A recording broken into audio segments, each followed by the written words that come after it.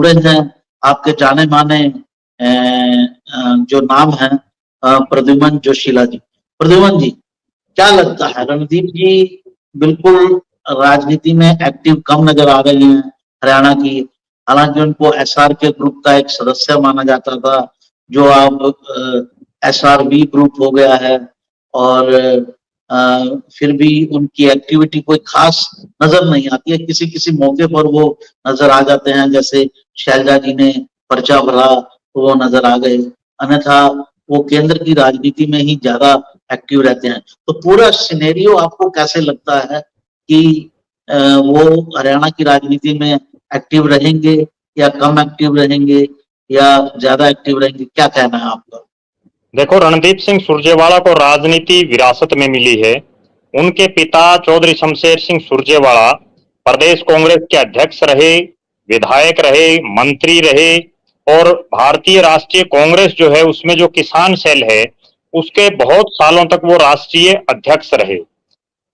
और रणदीप सिंह सुरजेवाला के जो पिताजी शमशेर सिंह सुरजेवाला नरवाना के साथ साथ जो है कैथल से भी वो विधायक रहे।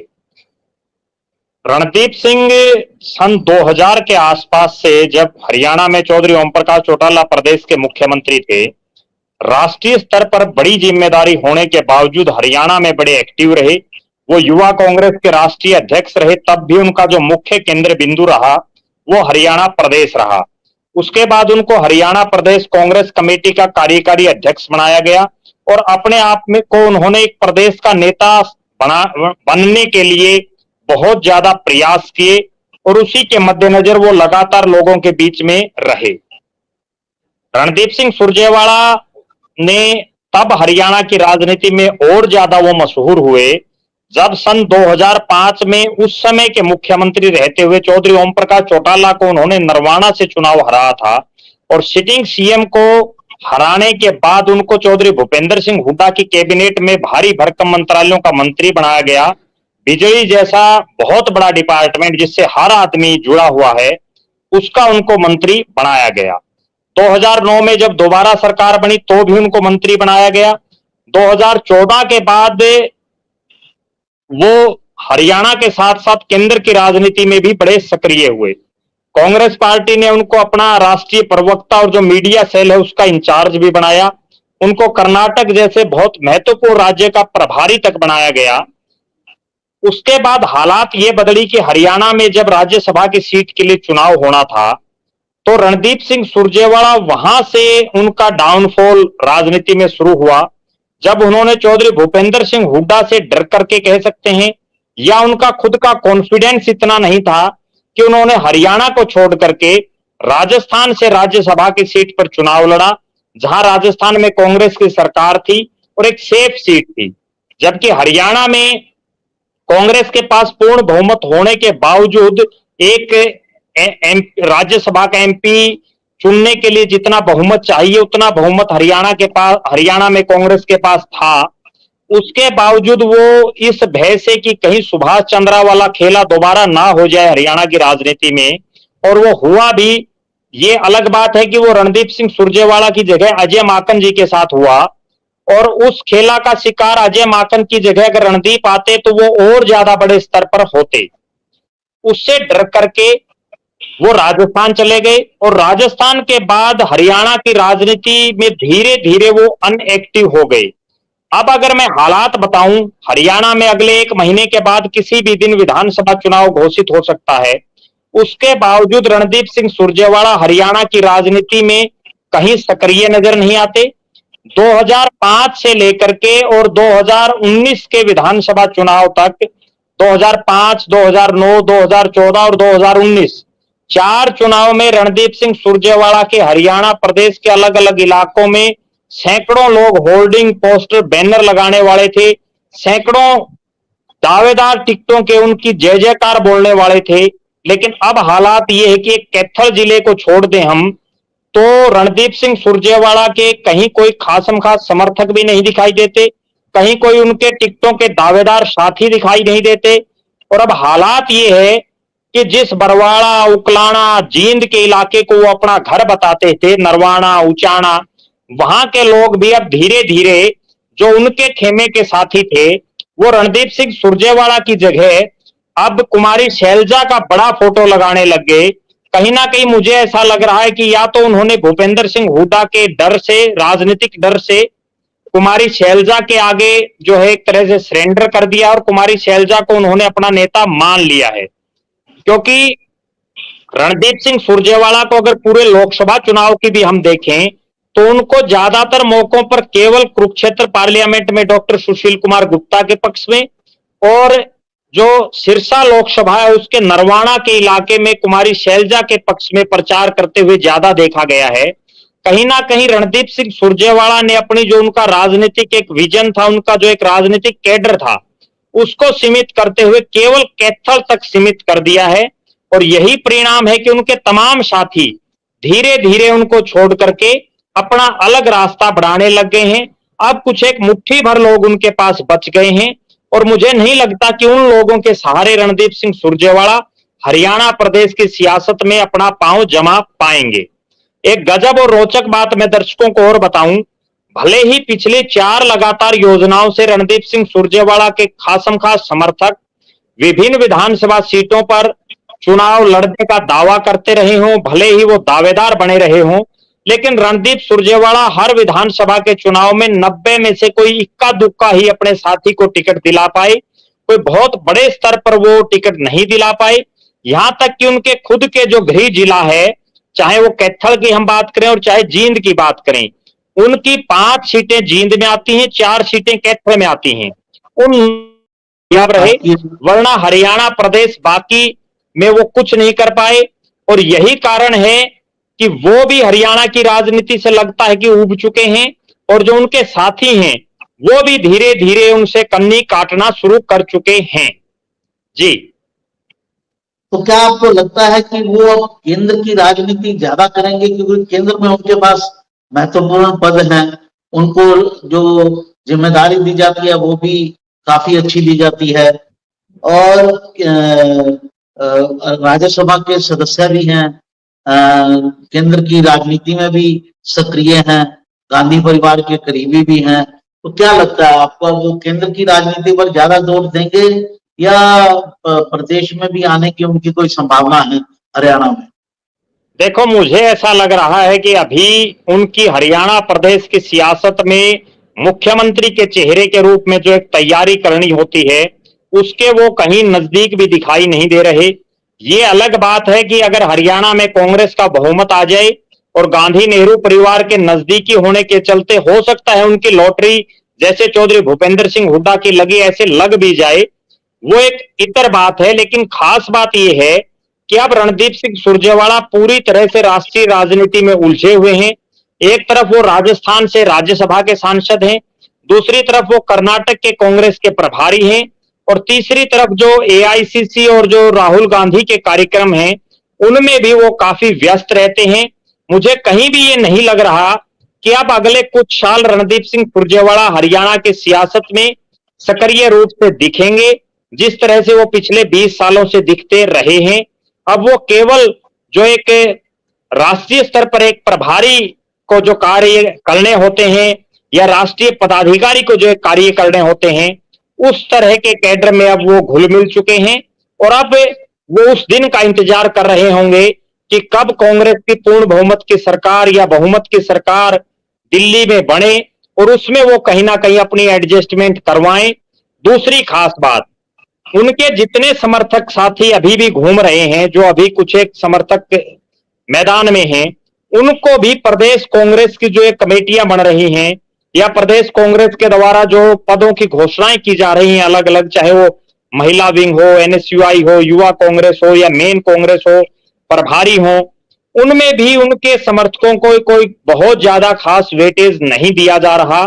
कहीं ना कहीं ऐसा लग रहा है कि अब रणदीप सिंह सुरजेवाला केवल एक कैथल के नेता बनकर के रह गए हैं या वो दूसरा हरियाणा से बाहर के दूसरे राज्यों में उनकी पूछ है। हरियाणा में उनका अब कोई बहुत लंबा चौड़ा राजनीतिक रूप से मैदान नहीं बचा है। जी, क्या आपको लगता है कि वो इस बार का चुनाव लड़ेंगे विधानसभा का?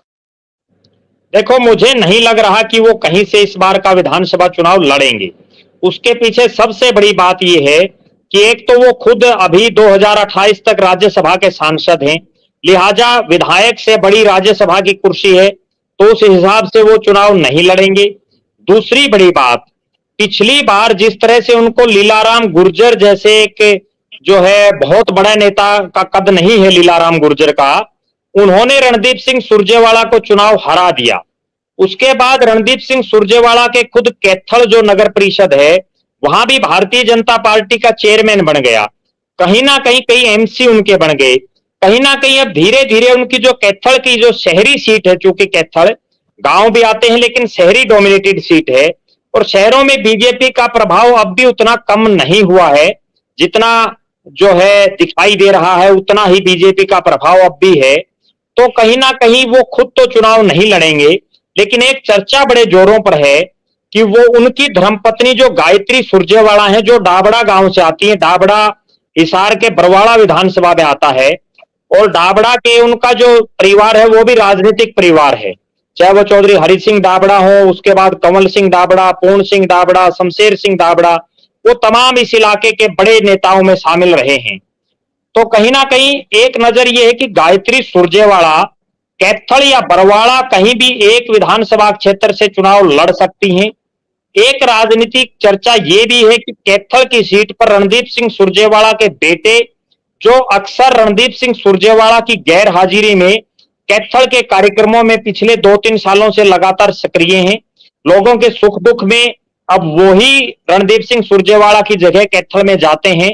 तो कहीं ना कहीं उनको भी रणदीप सिंह सुरजेवाला चाहेंगे कि उनकी अगली पीढ़ी के तौर पर उनके बेटे कैथल से विधानसभा का चुनाव लड़ें और खुद रणदीप सिंह सुरजेवाला राष्ट्रीय राजनीति करें।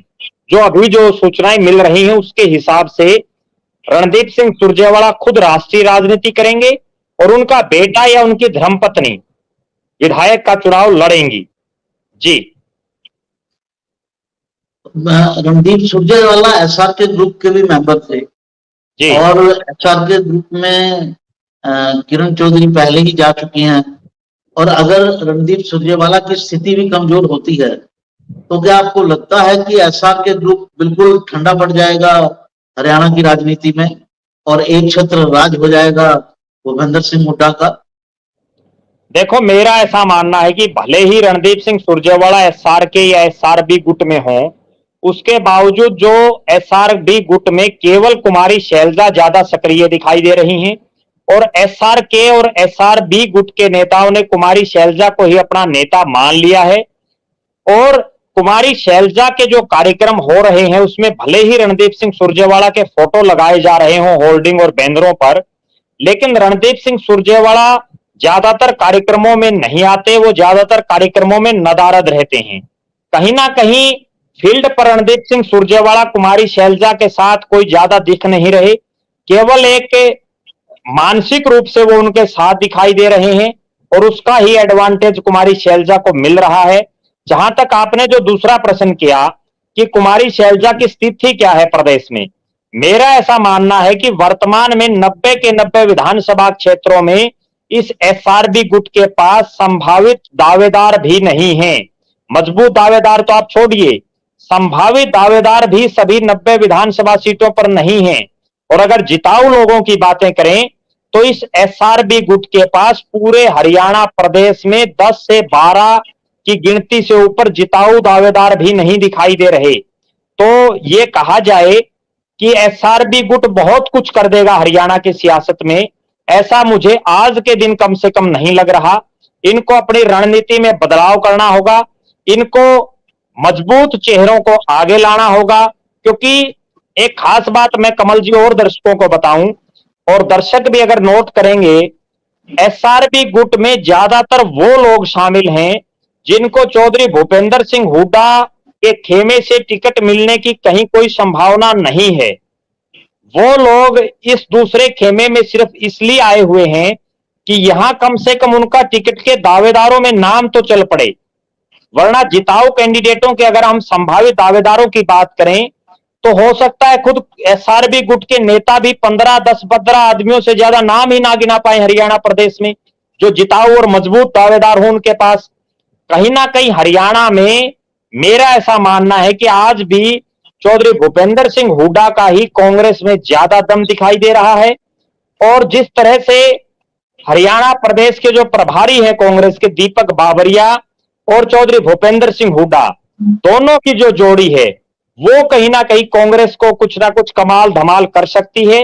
वरना एसआरबी गुट के सहारे कांग्रेस हरियाणा प्रदेश में सत्ता में भागीदार नहीं दिखाई दे रही, सत्ता के नजदीक नहीं दिख रही।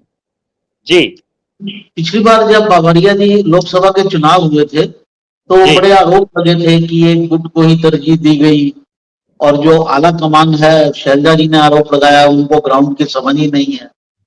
और उसके बाद बावरिया जी थोड़े डिफेंसिव हो गए थे और उन्होंने ये कहा था कि विधानसभा के जो भी चुनाव हैं वो चुनाव में जो उम्मीदवार चुने रखे जाएंगे वो सारे एक सर्वे के आधार पर होंगे कि अलग अलग सर्वे करवाए जाएंगे और उनमें जिनका नाम ऊपर आएगा चाहे वो किसी भी गुट का हो वो उसको टिकट दिया जाएगा। ऐसा कुछ होता हुआ दिख रहा है क्या आपको? क्योंकि जो अभी जानकारी मिल रही है उसके हिसाब से तो जो लोग चुनाव के जो टिकट अभ्यर्थी हैं जो टिकट के लिए फॉर्म भर रहे हैं उनकी पहली स्क्रीनिंग तो प्रदेश अध्यक्ष ही कर रहे हैं और उसके बाद फिर नेक्स्ट स्क्रीनिंग कमेटी को दिया जाएगा। अगर पहली स्क्रीनिंग ही प्रदेश अध्यक्ष और भूपेंद्र सिंह हुड्डा और बावरिया जी करेंगे, मान लीजिए 3 लोग करेंगे, तो फिर दूसरे गुट की तो कोई मतलब ना सर्वे की कोई वैल्यू रह गई ना उसकी जो प्रशिक्षण करना है जो कांग्रेस की कमेटियां बनी हैं उनकी कोई वैल्यू रह गई। क्या लगता है आपको? देखो, मेरा ऐसा मानना है कि लोकसभा के चुनाव में भी कांग्रेस पार्टी ने काफी हद तक, मैं 100% तो नहीं कहूंगा लेकिन काफी हद तक जिताऊ चेहरों को चुनावी मैदान में उतारने का प्रयास भी किया। और उसी प्रयास का एक नतीजा है कि कुमारी शैलजा को सिरसा से उन्होंने टिकट दी। वरना कुमारी शैलजा का पहला दावा अंबाला पर बनता था। क्योंकि अंबाला से उन्होंने पिछला चुनाव भी लड़ा था, तो उस लिहाज से कुमारी शैलजा अंबाला से ज्यादा बड़ी दावेदार थी, लेकिन जिताऊ सिरसा में ज्यादा वोटों से थी, इसलिए उनको टिकट दी गई।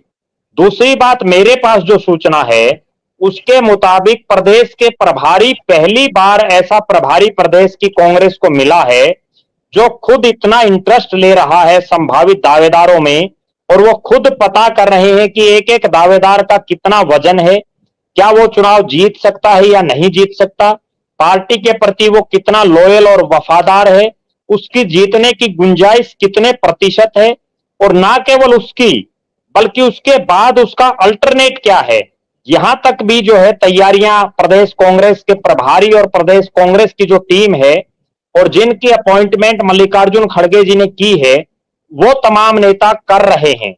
मेरा ऐसा मानना है कि अगर इस बार कांग्रेस पार्टी ने बिना भाई भतीजावाद के, बिना गुटबाजी के, अगर सर्वे के आधार पर टिकट नहीं दिया, अगर मजबूत लोगों को टिकट नहीं दी, तो हरियाणा प्रदेश में हार की जो सिलसिला कांग्रेस का 2 योजनाओं से चल रहा है उसकी हैट्रिक भी बन सकती है। उसके लिए केवल कांग्रेस पार्टी को, वो चाहे कुमारी शैलजा के खेमे के हों, चाहे वो चौधरी भूपेंद्र सिंह हुड्डा के खेमे के हों, चाहे वो इन दोनों को छोड़ करके सामूहिक कांग्रेस के नेता हों, या वो कोई बाहर के लोग भी हों जो जिताऊ हों, उन लोगों पर जब तक दांव पार्टी नहीं खेलेगी तब तक पार्टी सत्ता में नहीं आएगी। एक बहुत बड़ा उदाहरण मैं दर्शकों को देना चाहूंगा। 2014 में बीजेपी क्यों सत्ता में आई? केवल उसने जिताऊ चेहरों पर दांव खेला, चाहे वो कांग्रेस से आए चाहे वो किसी भी पार्टी से आए। 2019 में बीजेपी क्यों जीती? 19 में भी उसने अपने लोगों की टिकट काट करके, जो अपने जिताऊ दावेदार नहीं थे, जिनसे उम्मीदें कम थी, उनको छोड़ करके कांग्रेस और इनेलो से आए हुए लोगों को टिकट दी। इसी तरह से अगर मैं एक उदाहरण दूं, 2005 में जब कांग्रेस पार्टी की 67 विधानसभा की सीटें आई, तब भी कांग्रेस पार्टी ने कई ऐसे चेहरों को चुनावी मैदान में उतारा जो दूसरे दलों से आए हुए थे।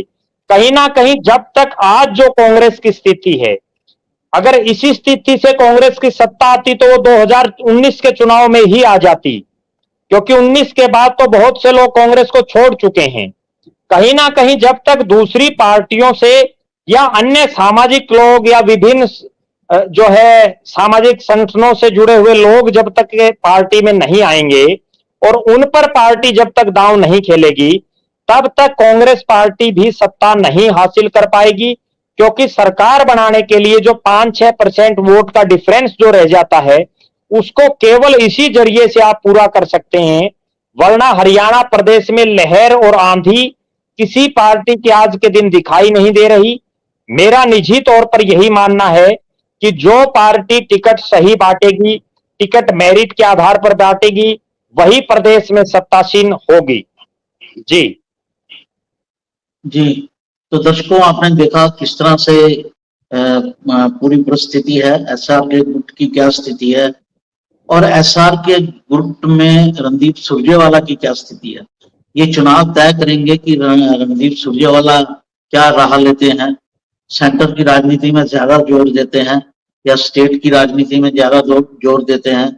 स्टेट अगर सेंटर में जाते हैं तो स्टेट में अपने बेटे को या अपनी पत्नी को किसे मैदान में उतारते हैं। ये सारी चीजें जो है इन चुनावों में क्लियर होंगी, काफी लोगों के बारे में क्लियर होंगी और उसमें रणदीप सुरजेवाला भी एक नाम है। ये पूरा परिप्रेक्ष्य आपको प्रद्युमन जी ने दिया। आपका बहुत बहुत धन्यवाद प्रद्युमन जी, आपने समय दिया। फिर किसी अंक के साथ मिलते हैं जी, फिर किसी अंक के साथ मिलते हैं साथियों, फिर किसी मुद्दे के साथ मिलते हैं। आपका बहुत बहुत धन्यवाद।